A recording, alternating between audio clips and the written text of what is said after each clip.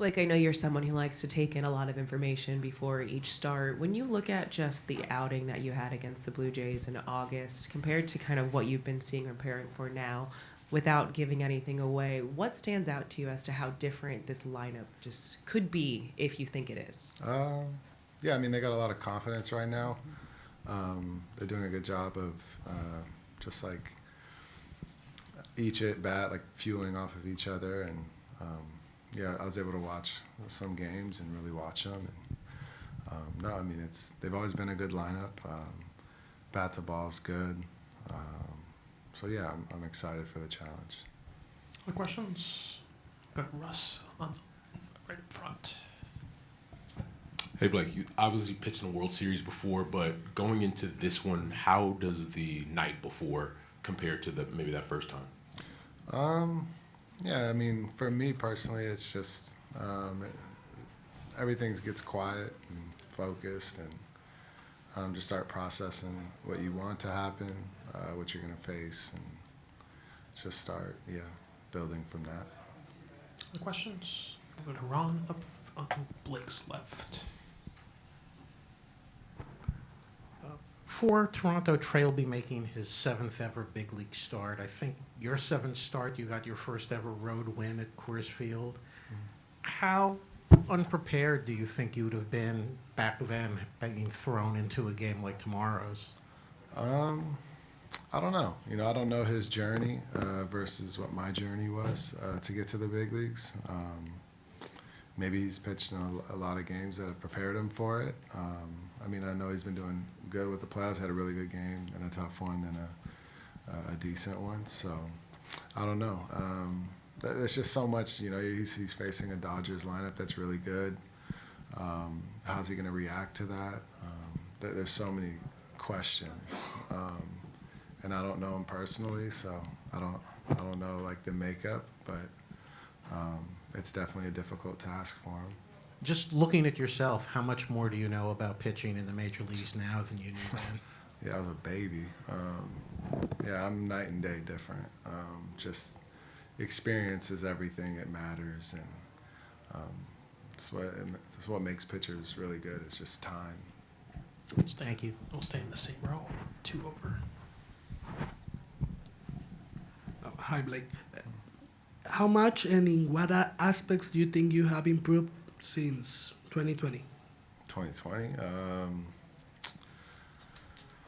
I would say just I've matured. I've grown up. I've I was kind of a kid still in 2020. To a man, family, wife. A lot's changed, yeah. And then with the game of baseball, just how I view it is a lot different. It's more personal than it's ever been, just because I know I only have so much time left. I'm not young, and I don't really think about the ending. To where now I'm just more appreciative of the moments, the time, and what these mean for my career. 4th row on your left, Blake. Tyler. Blake, your last World Series game, everybody remembers it. Total dominance until they took you out. How long did it take you to process that whole night, and how often do you still think about it, and now that you're back here finally? Yeah, I don't think about it really at all anymore. When it happened, I'd say probably for like a week, I was thinking about it, what could have been different, what I could have done, the ups and downs of just, feelings.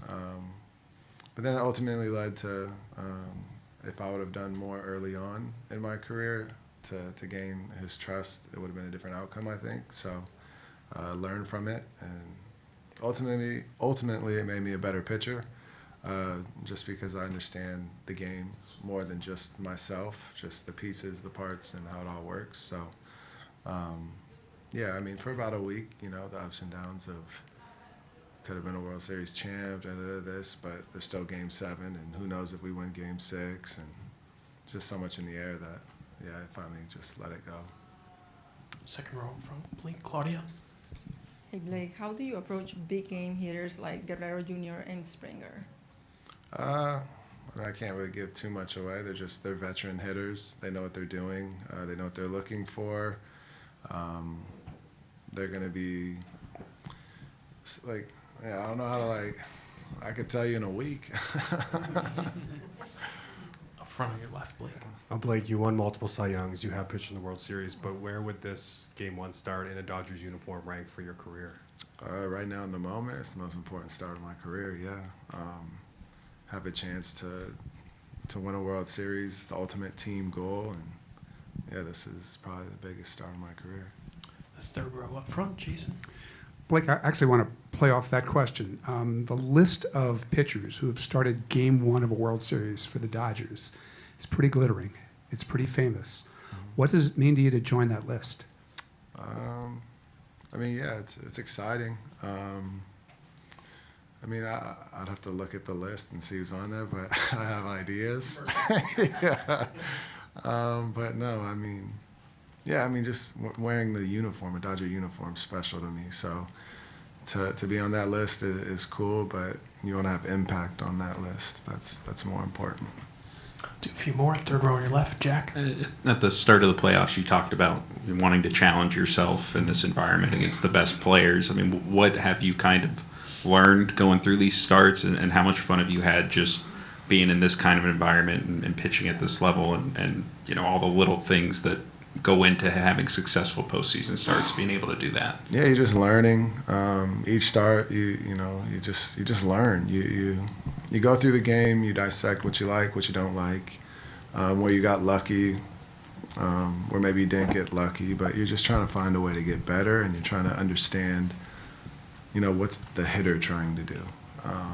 So it's the most important thing to pitching is understand what's their plan. How do you figure that part out? And then you have environments. You play on the road. When you're younger, you know, you can let it spiral and get to you. As you get older, you just understand like it's an environment, and however, you know, how are you going to take it? Like, are you going to be a part of it? Are you going to enjoy it? Or and you just kind of learn from it. But for me, I mean, this has been amazing. I pitched in Philly, Milwaukee. Both were great crowds, electric. I saw the crowd Game 6 and 7 here.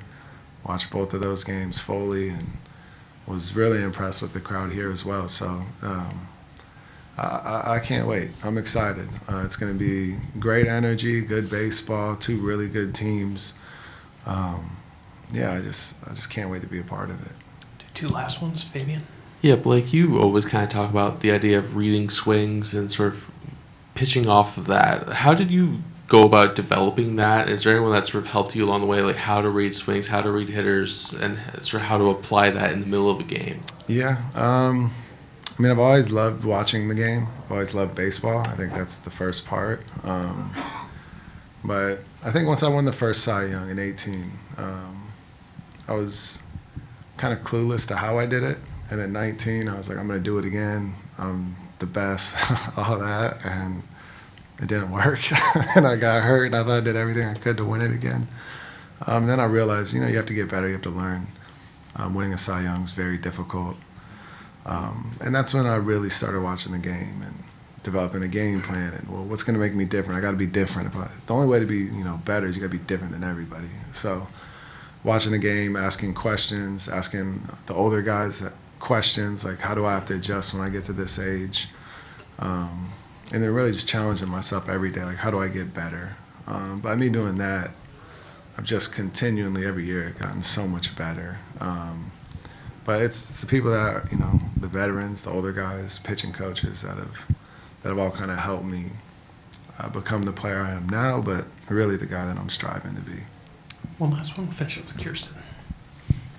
Just to continue with that conversation, coming to this team, you talked about wanting to pick Clayton Kershaw's brain. Are those the type of conversations you were having with him, and then looking at just the longevity that he's had in this league and wanting to attain that as well? Yeah, and like it's funny because like everyone says like, well, how are those talks? How do you get there? But it's just conversations. It's just questions. You just ask questions, and like we'll just have a normal conversation. But like I'll ask questions on like, well, why'd you do this, or why were you thinking that way, or like what do you think's the best part of your game?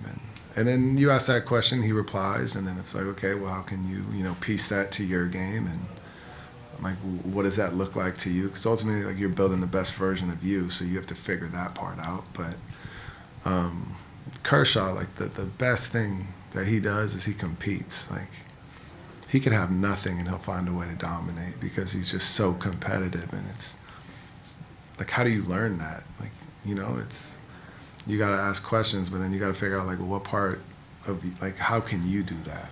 And that's the tough part. All right, Blake, thanks so much. Great to have you back in the World Appreciate it. Series. Appreciate it.